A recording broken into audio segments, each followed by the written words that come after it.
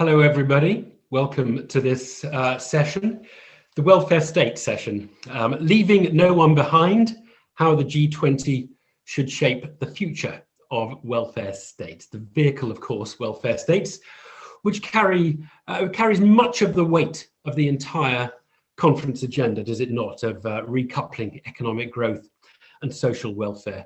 Welfare systems often straining under financial pressures. There's often a perceived tension between compassion and incentives, the moral hazard problem. There are administrative challenges.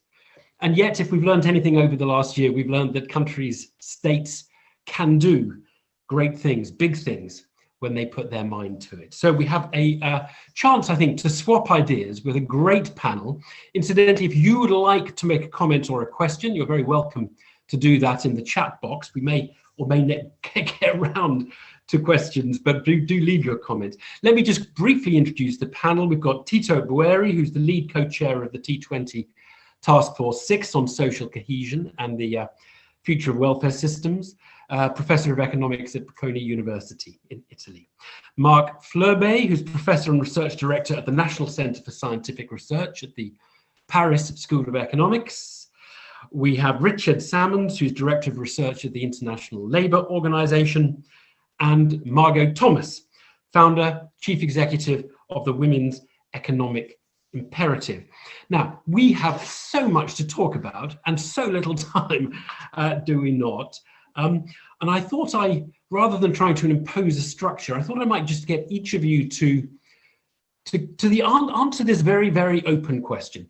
If there's one kind of reform, one kind of imperative you think that matters in welfare states at the moment, and you wanted to make them work more effectively, what would it be? What would you be looking at? What is the agenda that we ought to be talking about in this next half an hour? So why don't you just each answer that question in a minute or two, and then we'll take the discussion from there. And Tito, why don't we start with you? Tito, thank you. Thank you, Ivan. Not easy task, I have to say. Well, the welfare state has three key objectives. The first one is to reduce poverty. And on this domain, we know that during the pandemic, we have seen that in many cases, not only in developed countries, but above all in developing countries, we really had no safety net being operating. So the first thing to be done is to have a worldwide safety net. We are making some proposal in this direction in our task force. The second key objective of a welfare state is to provide the insurance against uninsurable by private initiative labor market related risk. So here there is a new risk that materialized during the pandemic, working from home without having adequate conditions to do so. So that creates a lot of differences across workers. There as well, we need to do something. We have to create support for people restructuring their residence in order to make them working as an office, provide decentralized co-working environments. That's something new, and we are also addressing this issue in our task force. The third objective is to enhance rewards from labor market participation. The most important thing that enhances rewards from labor market participation is education. That's something we know everywhere. And we had major educational gaps that have been accumulated during the school closure. We estimate that about 500 million children have been provided very little training and no access to distance learning during school closure. So we do provide very specific proposals as to cope with these gaps, and so that are three key areas where I think we should operate.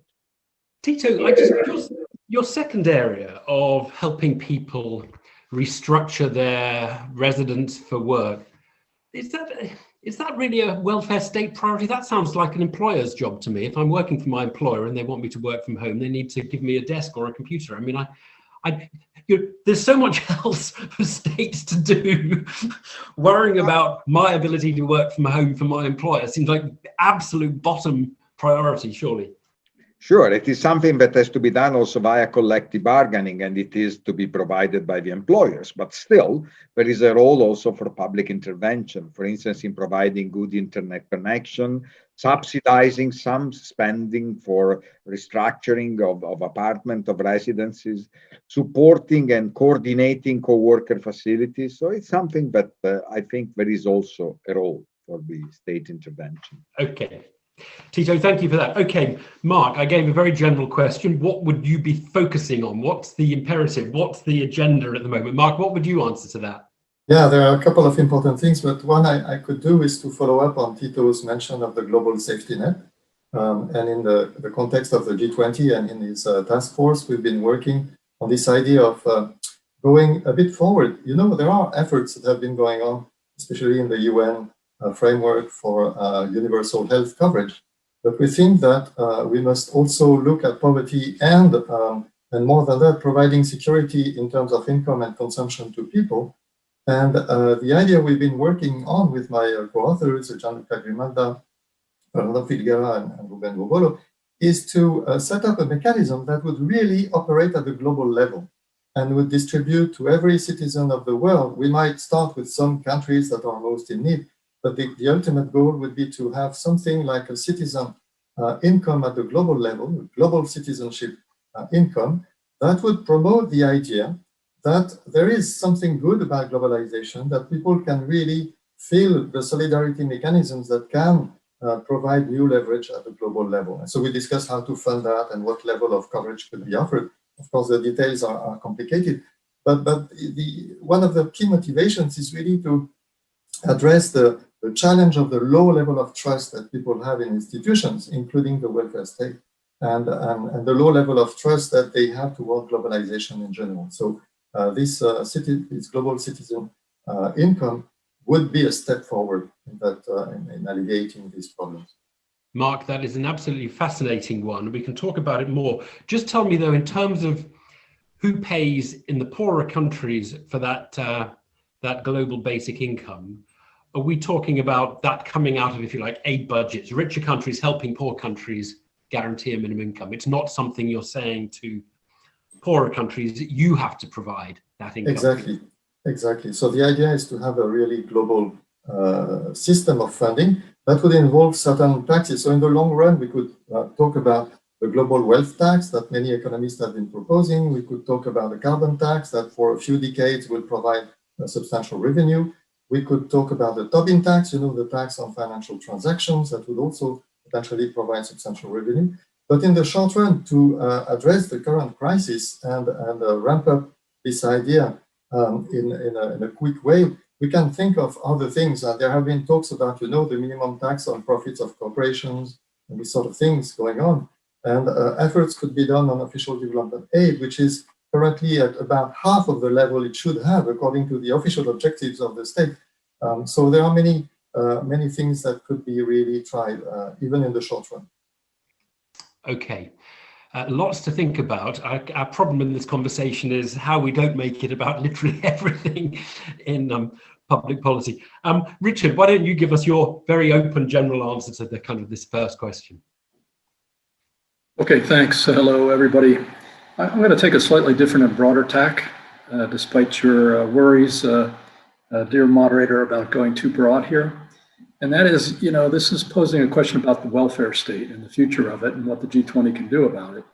I think the first and most important thing that I would advise is that we expand our conception beyond fiscal transfers, which has been the traditional focus of discussion about welfare states. And that we really need to be thinking here about a different model.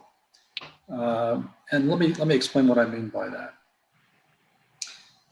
Inequalities before the pandemic crisis were growing in many countries of the world. The pandemic for the past year or so has deepened those cleavages. It has disproportionately affected a number of groups: youth, women, lower skilled workers, including migrants, those who work in the informal economy, micro and small enterprises, and the like. There was about an 8% loss in labor income, or $3.7 trillion in 2020, we estimate. 100 million person increase in extreme or moderate poverty, namely below those households earning below $3.20 a day in purchase power parity terms. So this pandemic crisis has re-emphasized the structural problem we have in our economies, that we haven't been running them by and large properly so that we diffuse as widely as possible the benefits of growth and participation in the workforce and whatnot. So what does that mean in policy terms? It doesn't mean as important as fiscal transfers and redistributive types of policy measures are. I think it means that we need to expand our conception of a welfare state, and I don't even know whether the term is the most descriptive at this stage of the game for what needs to be done. Fundamentally, what I think is most important to shift the model is to recognize that we collectively, and particularly those in the international community providing policy advice and development assistance, have been very focused on the kind of aggregates, on national income, on efficiency enhancing measures that enlarge the amount of GDP and whatnot, better trade policy, prudent macroeconomic policy, the right kinds of market signals. We've comparatively underemphasized in policy a number of institutions which are absolutely crucial for the ability of an economy to diffuse widely the gains. And here I mean labor-related institutions, such as worker protections and labor standards, worker transitions, active labor market policies, and strengthening skills and capabilities. Indeed, social protection systems, as has been cited earlier, and the ILO has a framework for universal social protection, which all the world's governments have signed up to, including floors. And then thirdly, investing more specifically and heavily in productive employment opportunities. These areas, these domains are beyond the traditional conception of a welfare state, as are some critical other institutions and frameworks, which also really are important for the diffusion function of economies, which is to say competition rules and implementation capabilities, anti-corruption, financial rules, and environmental, in addition to the labor and social protection ones that I'm mentioning. So if I were to answer your question, what's the most important thing we can learn from this crisis in respect of how we approach the construction of a more equal model of economic growth and development?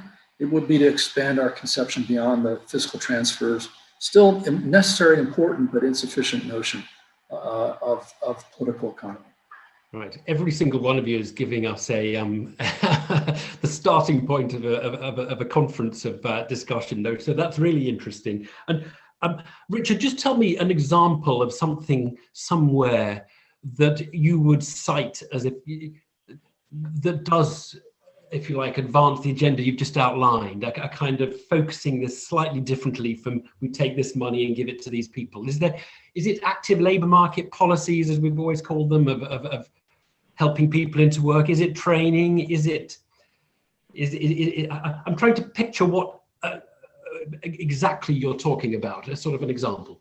Call this at the ILO a human-centered approach, more of a bottom-up as opposed to a top-down approach of how you construct the economy. The specifics are, I've given you a number of specifics, but there are employment-intensive areas of the economy, care economy, sustainable infrastructure, other domains, which some of which, like those, have positive social externalities. So a society can have a win-win. I think the main point is that there are some very important things to do after the market activity has taken place. These are traditionally the redistribution policies and whatnot.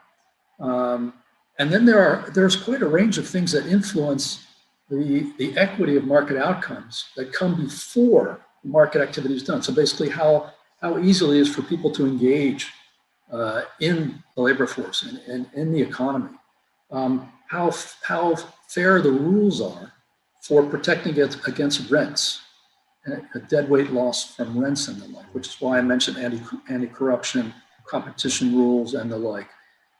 Environmental frameworks and rules are really important for more of an intertemporal sense of wide opportunity, because you can steal from nature today, but there's going to be a cost to people's living standards in terms of clean water, sanitation, clean air down the road.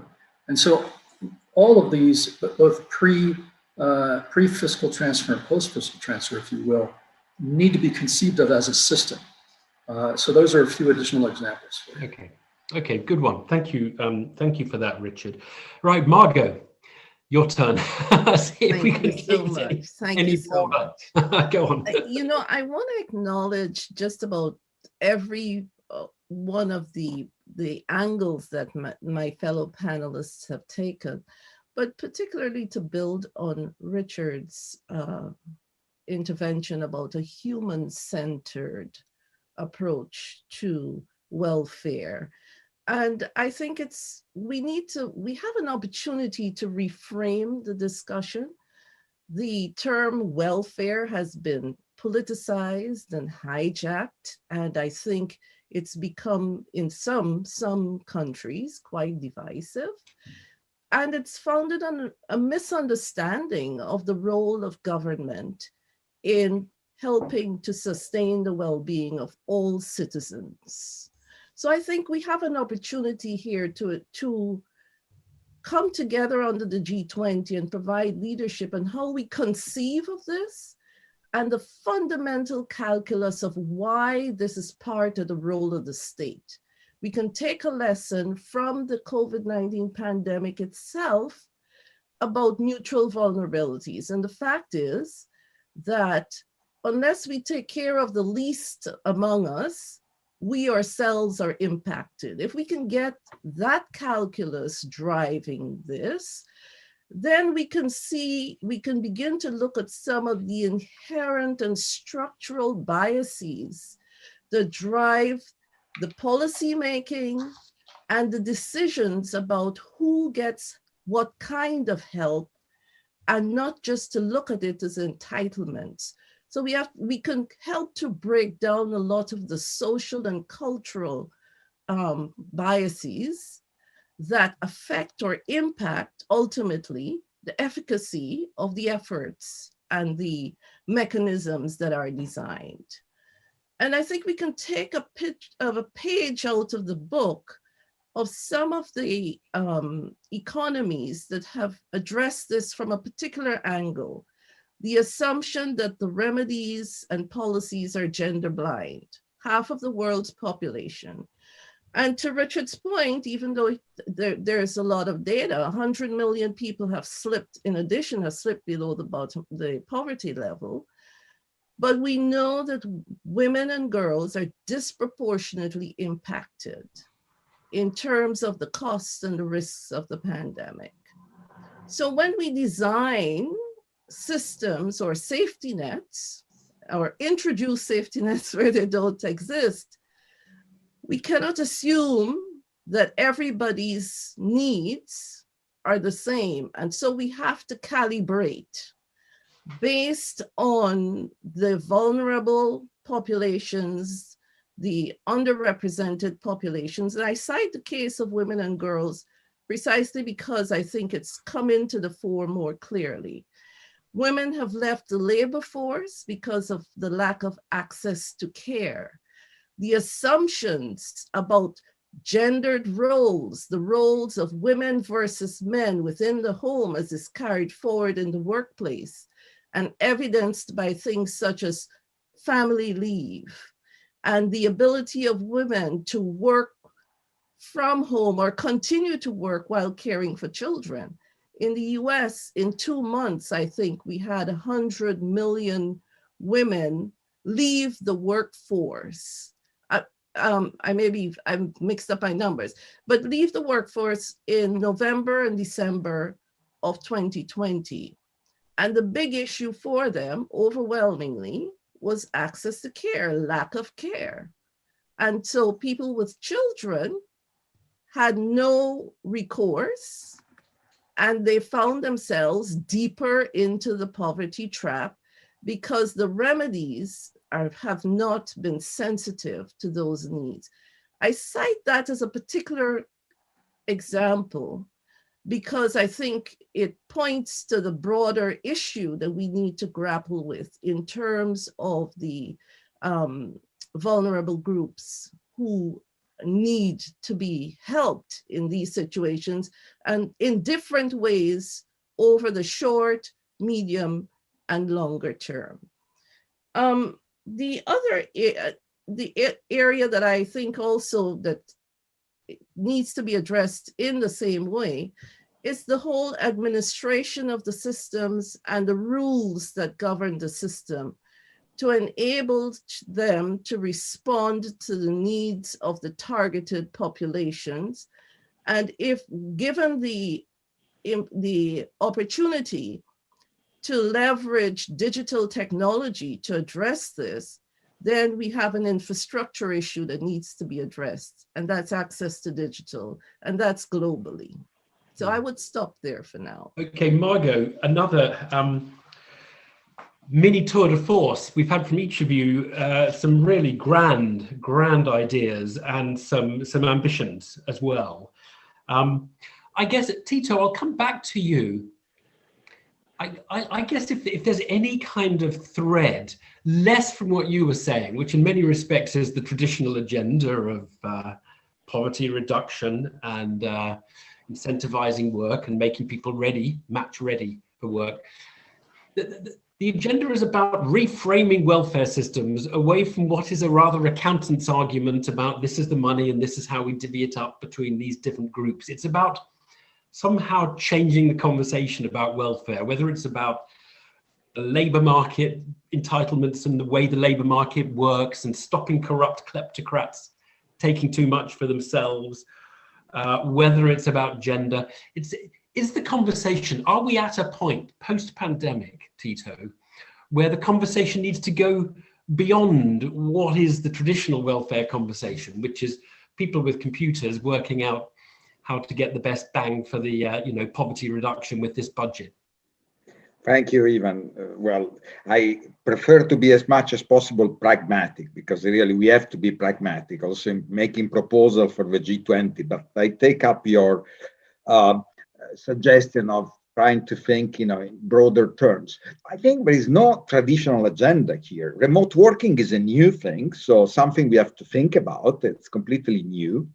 Key sessions, let me call them this way. Margot was very effective in explaining this. This has been a crisis hitting women way more than men, and we need to do something for this. We are not very well equipped to do so.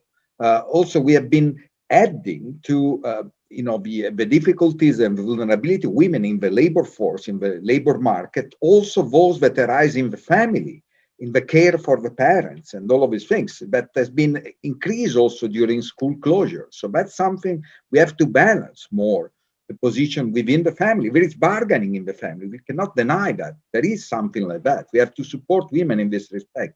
So that means providing subsidies for low wage work and this type of things.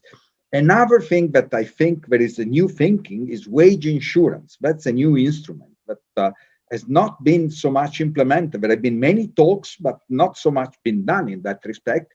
If workers move from some sector to other sector that pay lower wages, we may want at least initially to compensate this worker for this loss. That's a way more effective principle to support the reallocation that unavoidably will take place after the pandemic. So these are just some example of non-traditional thinking about the welfare state. No, very, very interesting. And I guess the other thing, you're all interested in reframing and expanding, if you like, our notion of what we're talking about as a welfare state. But I'm just wondering whether the one thing that is common to all of you is a pretty big extension of the role of government. I mean, is really what you're all talking about just a massive swing away, a post-pandemic swing away from the neoliberal years, let's call them, of kicking off in the 1980s, of thinking that often the private sector does best, and we just pick up the pieces with a little bit of targeted support for those that can't look after themselves.